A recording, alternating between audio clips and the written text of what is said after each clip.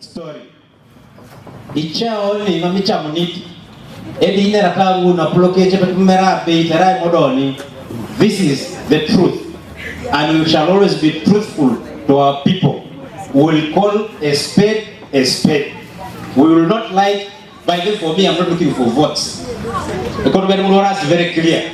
I am not going to massage stupidity. I am not going to massage anyone, because I believe that God created each one of us with the capabilities so that we can do something to change our situation. Iteso, like I said before, are the brightest.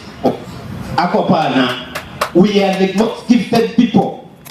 We do not want to start businesses and they die along the way, or they die with us, the initiators. They should be able to go and grow beyond us, the initiators.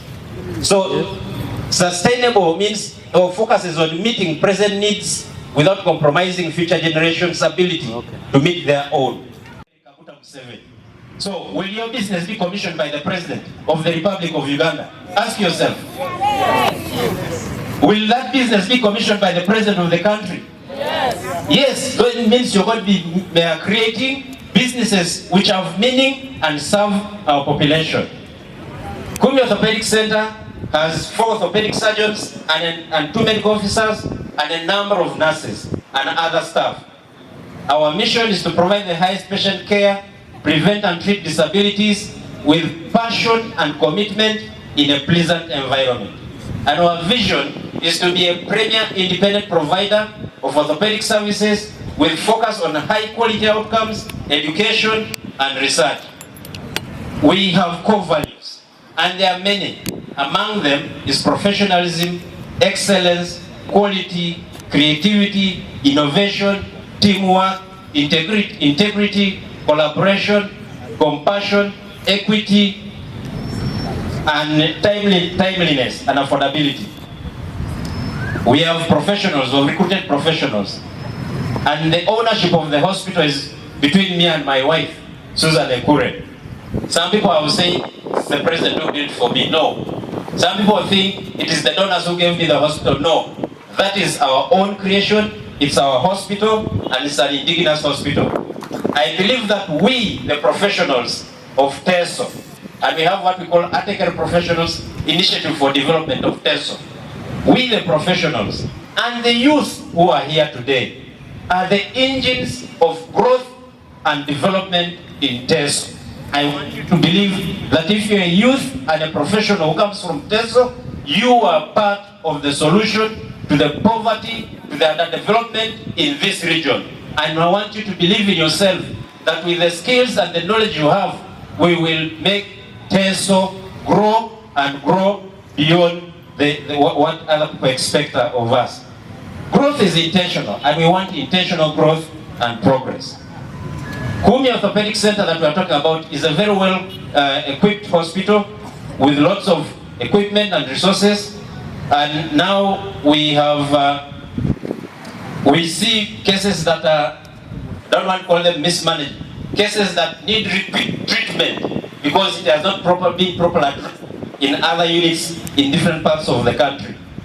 As I speak, I had tried to come here at 10 thinking that I would go back maybe after 1 or 2 hours. I have 4 busloads sent by the United Nations Committee for Refugees with patients from Sudan and at Kumi Orthopedic Center. These 120 beds that we are talking about are all full. You can see where Kumi Orthopedic Center has reached, because now we are not known locally alone, we are known even internationally, and we've been trusted because of the work that we deliver. It is important that Iteso youth learn values such as empathy, integrity, communication, collaboration, continuous learning, and respect for self and others. If we start with these things of smoking, whether tobacco or weed, what they call weed, being the okadibongs, we will not go anywhere. Those are destroying your own life. And that's why we take on unpalatable behaviors of storming people's parties without invitation, disrupting people's functions without being invited, That's how we end up with criminals who break into people's houses and shops. Stealing will never move you forward, but if you work hard, you'll have the resources to grow your family or grow yourself, your community, and the nation. When our youth learn these values, youth will develop the passion for growth and development. I believe that where there is passion, where people love what they do, there is movement. And movement is life. If you don't move, you die. And that's why I asked you to stand at the beginning of my speech to you. Where there is passion, there is success and development. There can be no progress in your life if there is no passion. Passion is the inner drive that sometimes is even more powerful than death. When you find something that you want to do, somebody was saying, I'm looking for capital. If you are looking for capital and you don't know what you want to do with the capital, even if you're given 100 billion, you will only eat it until go to zero. First, determine, get that dream that you want. What do you want to do as an entrepreneur, as a person? What do you want to do in your community? And once you've learned of what you want to do and you feel like you love it, you'll know it. It's just like falling in love with the opposite sex. When you love someone, your heart will miss a beat. You'll have the body will communicate to you that you are in love with this thing. If you love agriculture, if you love fish farming, no obstacle will stop you from succeeding in that venture that you'll take. But if you start looking for money and you think that the money will make you succeed and make your venture grow, you will fail.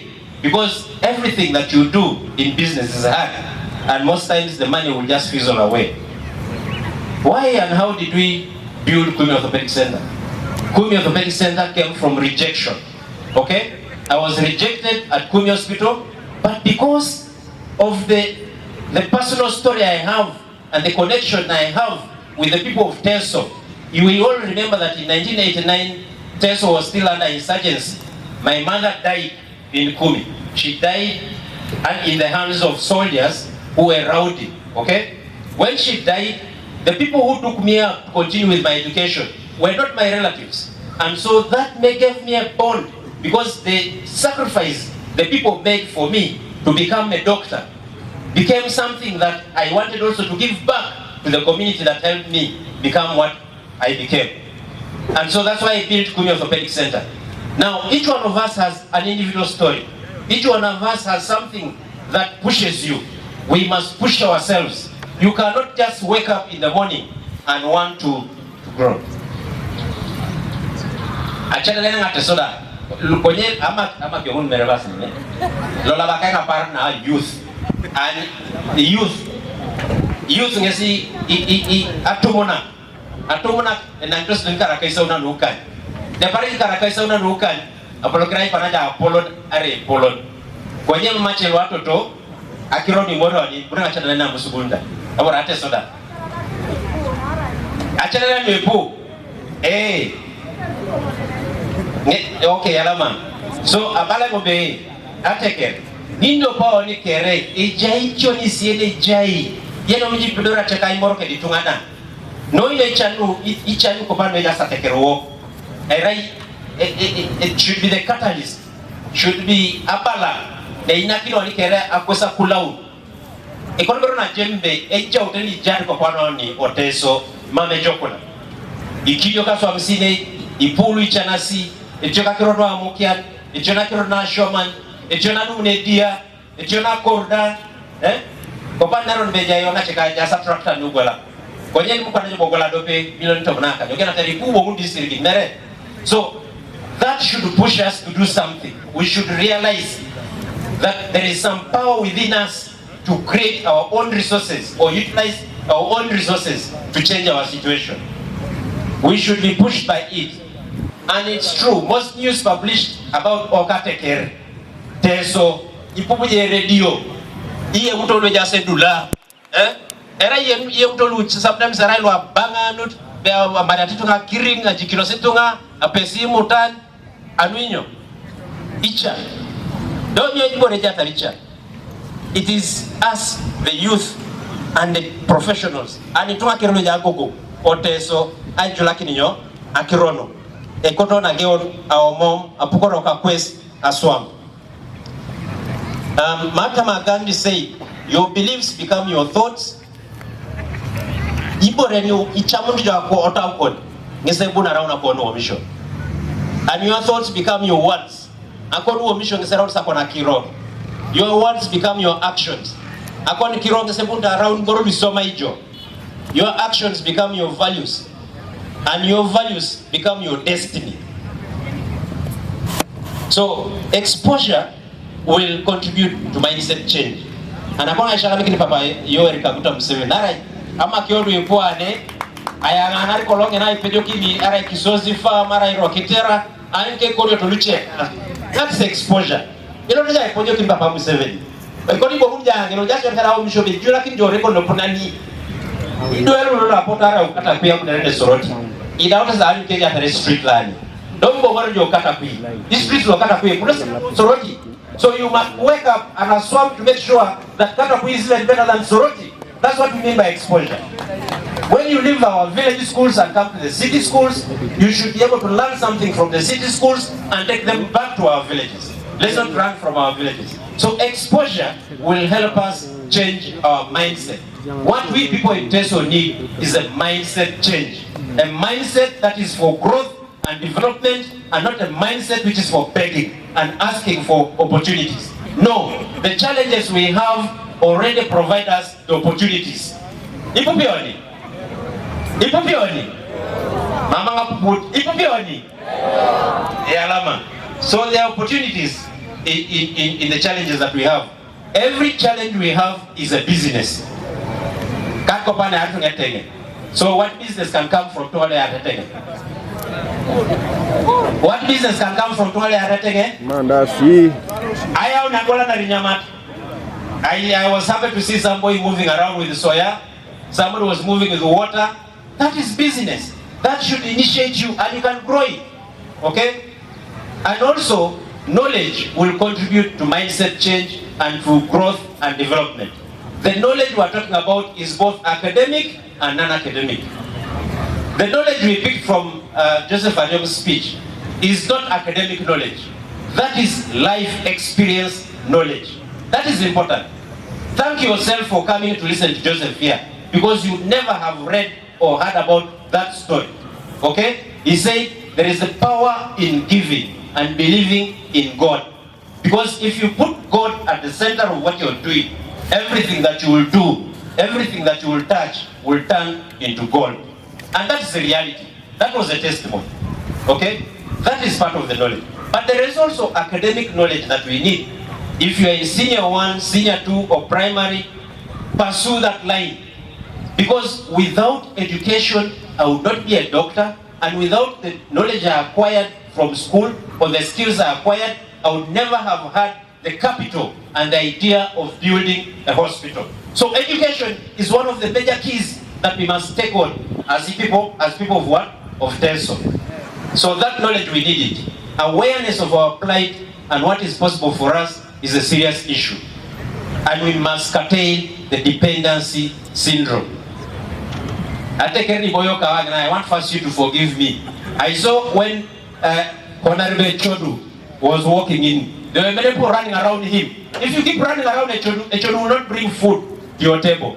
You must start working for your stomachs, for your families, for your community, and that's what is affecting us in Teso. We are becoming professional beggars, and we think that the politicians will solve our problems. I want to tell you straight, you have to work for your food, for your school fees, for everything. Echodu, you cannot meet all your needs. Never. And Papa Echodu, I trust you're going to win because I know you're going to take this seat. But tell our people the truth. We do not want to keep them poor.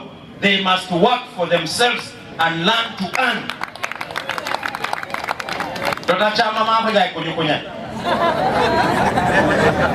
Ambition will contribute to mindset change. We must have ambitions. We must have ambition to do something. We must create something for ourselves. Atekere. Do you still want to listen to me or I stop there? Continue. Okay, Baba Zarakan. I told you, for me, I step on people's toes and I will call a spade a spade. Ambition will contribute to mindset change. It's only dead people who don't have ambitions. And it seems like Teso Youth is dead. You don't find ambitious people anymore. We must be able to create something. These planes that fly were created by human beings. How come that in Soroti Flying School, in the engineering section, we cannot manufacture a plane? Why? In our hospitals, we don't create anything. In our pharmacies, we don't make anything. Why? We must develop ambitions to do something. We must wake up to do something. The scientists in America are not different from the scientists in Uganda. We are the same. Why do we need to do something? Why should we look for the solutions from other people? We must develop ambitions to change our situation. If you don't believe that your situation doesn't need to be changed, you have what we call unconscious incompetence. Without ambition, one starts nothing. Without work, one finishes nothing. The prize will not be sent to you. You have to win it. You have to win it. That is what Ralph Waldo Emerson said. But remember that business is full of stress. Business is full of stress.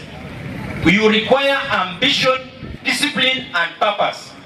And when we talk about discipline, it's the discipline to finish what you start. The discipline to persevere. The discipline to complete what you begin. That's what discipline is all about. We fall sick because we're not disciplined. They tell you, get a mosquito net. You disobey the instructions about mosquito nets. Use mosquito nets. We allow mosquitoes to bite us. And then we get malaria. They tell you, use a pit latrine or wash your hands before, or is it after eating, or some before and after eating. You leave them. You will get sick. That's indiscipline. So indiscipline will be a source of your downfall, will be the source of your death. Most deaths that occur are because of indiscipline. Talk about riding border borders. I see people riding border borders with one hand, the other one is on phone, is carrying 4 people. That is indiscipline. That will end your life. Then you'll say, Pola Kuretje. That is indiscipline. So if you are disciplined, you will manage to utilize your things. But remember, fear is your worst enemy. Many people fear to start business, and that is the source of our poverty. You must risk. Risk is your best friend. Entrepreneurship is a process of creating, developing, and managing new businesses or ventures. It involves identifying opportunities that we've talked about, creating innovative products, services, or solutions, and requires skills like risk-taking and many others. It takes a lot of guts and lots of emotions. It's like a roller coaster, has its ups and downs, but you have a choice to scream or enjoy the ride. You will have so many enjoyable days when you're doing your private business, but also many crazy days and many days that you will cry. But you have to adapt, persist, and keep going. There are too many people in this world who are looking for a handout, and that's very true about Teso. Too many of our people are looking for handouts. If you find another man following another man, you know that person is looking for a handout. It is time for you to be the one to go and say, you slept hungry yesterday, here is the food. Learn to give. But you cannot give if you have not produced something to give to a neighbor. That's what we need. Surround yourself with people who want to see you successful. Look at your friends as youth. 5 of your friends define who you are. If you are totally surrounded by drunkards, you will become a drunkard by association. If you are surrounded by people who are thinking about growth and development, you will become a developer in your own right. If you are surrounded by successful people, you are likely that success of theirs is likely to rub on you and you also become successful. So association is important. Look at your friends. Who are your friends? Are they quarrelsome neighbors? Are they people who don't want you to succeed? Are they the ones who want you to fail? Look for friends who should support you and tell you the truth when it's truthful, however hurtful it is. Entrepreneurs believe that anything is possible. When others see impossibilities, entrepreneurs see opportunity. Nothing is unrealistic. It's never too late to begin living your dreams. Even if you are 90, you can still begin to live your dream. Now, why should you start a business? That's the question I want to ask. Why should you start a business? Most times people want to start a business or they associate wealth with money. If you start a business just for money, you're bound to fail. Ask yourself, what is the purpose with which I'm starting this venture? If you start a business to make money, I would say you will fail. A mere idea will not get you money. And writing a business plan is largely theory. Most of the business that I've started did not start with business plans. Have you heard? Don't waste time writing a business plan and start saying, okay, now I'm going for the capital. That is wasting time. Just start. Have that idea, put it into action. Ambitions don't peak. Keep challenging yourself. Refuse to believe that this is the best you could get out of this world. Ideas are 1% of the journey. 99% of the journey is action. And that action is what we call work. Now, when you create your small business, you need to hire professionals. I like one person who came here before me. He talked about some of these things. But what I'm saying is hire professionals to work for you. Even if you've not gone to school, okay? Hire somebody who has started accounts so that you can put your books in order. If you don't hire those people, Uganda Revenue Authority will come. When they audit your books, you'll find that you are paying money that you don't understand and your business will close. You understand? So hire professionals who know how to organize your books and your accounts so that your money can be saved. He talked about opening a bank account, which is okay, it's part of keeping records. And the first employees you make will make or break your business. Get people who know what they want to do, who want to help you to grow. And keep your records. Record keeping is very important with whatever you do. Recruit people with intelligence, energy, and integrity. If you recruit people with intelligence and energy and they don't have integrity, you will have recruited thieves. They will steal all your money and your business will fail. So look for those three things when you are getting people to work with. Pay them what they deserve and on time. There are some of us who start businesses, recruit people and make them suffer. That's how our businesses fail. Pay them on time and what they deserve and they will keep your business running. Consider everyone replaceable. If you go recruiting your relatives, your children, most times they will fail your business. Never make someone control something in your business and that makes you vulnerable. And be a one-stop center. But as you start this business, we need what we call human skills, also known as soft skills. These are central to the success of any business. You need to have passion, I talked about it. You need to have work ethic, you need to work hard, and you need persistence. Without passion, I said, you cannot transform or accomplish anything. Do what matters to you. Work ethic.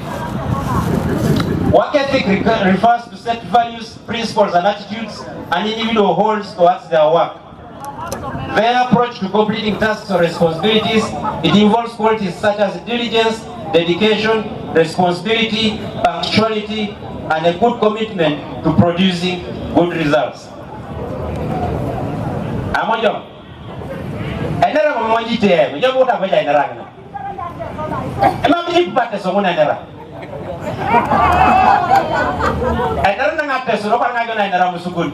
Ebe isomayo na swam ekona edare sawa.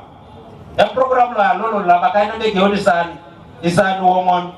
Konyo wogiani san masai ikany bali kanyapeda. Ekona edare sawa. So ni dumele ya koni igeona je koni business. Ekona ja deal angare koni business. Iteso kisoma teluga. Edilelo goduka ke egolokini late. Engirikit ikaje tenge enyamichapati. Kojona kaona dumne business edio kona. Kaona par. Idol santo kana so was sitting. Idol santo asaya ulusanga kuswamuta. Yumunaroni. Work ethic is a non-negotiable pillar of transformation and business, and it's a routine that you develop. Hard work, there is nothing that really replaces hard work. And hard work is not a curse. Work is not a curse, it's a blessing. And when you work hard, that can lead to personal growth, skills development, but make sure that you get some time for rest. Merejo na sabiti la jenga arte duka, na balasa la jenga arte duka. Ekonomi na sabiti ogolo ende duko losa elipi yenguni. Araita yari je pressure kede sukari. Now, you need persistence. Au kate keremera ina patana. Ija itingi siriki indi sabaka loma kipi. Ekokoto motani. Ikoni ne, you need to have a thick skin because many people will come against you. You try in your village, buy a small car. They will say, I would have done You try, you will see. So you need persistence. You need persist through criticisms, through rejection, adversity, and prejudice. But the ideas are with us already about what businesses we want to do. I will not go through ideation. But for you to build a business or enterprise, you need three things. You need to know your product better than anyone. Alira jolo kwa nikiara business la ingeri tunga kwesi. Ekono jo rai e baba lo jena ingere jo. Istiles ekono situnga kere. Omamu wene jena depari jo. You should know your product and have your skills well. You should also know your customers. Alijen jobe arai honorable so and so is coming, usually comes at this time and don't switch off your phone, don't disappear from your premise because you need to know the time your customers like to trade with you. You should have a burning desire to succeed. And some of us fear being called rich people. That is the worst. Ikanisa ni chenga munasi. Ichetungani monono kanisa. Bedo naja uraro lo ichanjala ya bari. Beparla lo ichan alo marikuju. Ada para lo ichan. Joyce lo ichan lo pulo soke ana. Dare la aswana ya kinyapa aswami sirigin. Ogenja itilore nere. Doko na ichanun. Doko na tayari lo sijo kuji. Sabijo. La bara ni selo sikuju.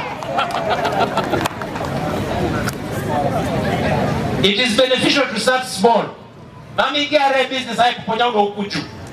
Nani poponya ulo ukuju. Patali ya itoltolun ai diron. Ike aje ditengesi. Ishiaji woro lepo. Panaita chesa makali yonja som kerejo. Panaja chichon kidare records mun. Panaja anyu space litosoma ijoda. Arera rented space. Mame polo no ile korokini disirgin lepo. Kegionje da akwala na record boro marketing. I'm happy with what people were doing the other side, branding, marketing, Cheboro Kwai, Pepsi's marketing. That's what you need. And how do we market our businesses now? There is social media. Social media is here to stay. Use social media for the right reasons. Market your business other than using social media for abusing people, pulling people down. Use social media to tell people,